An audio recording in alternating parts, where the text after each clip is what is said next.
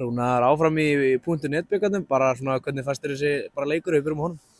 Já, frekar rólegur leikur svona, rólegt tempo í honum.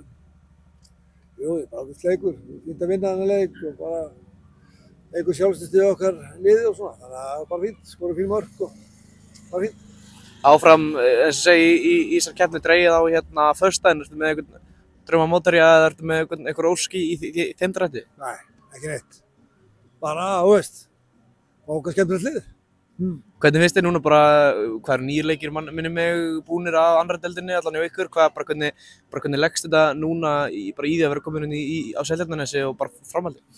Ég liði bara mjög vel hérna á nesinu, bara mjög skemmtilegt, skemmtilegt strákar og skemmtilegt lið og ágætis umgjörð kringum okkur og þannig að hérna, ég liði bara vel, þetta er bara betri deild en ég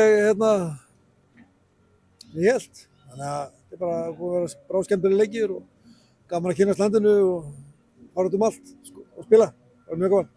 Mikið leikmannavelta allan svona milli ára og Gróttu, snýst þjálfari mikið svona nýjum andliti sem Gróttumenn þurfa og nýjum nöfn sem Gróttumenn þurfa að leggja á minni, bara hvernig finnst þér það hafa gengið bara aðlagast þeirri breytingu? Jú, við hefum bara náð að púsla saman og fengið unga og efnilega stráka til okkar og reyna að búa til nýtt lið, sko. Og það finnst mér hafa bara gengið ágætlega.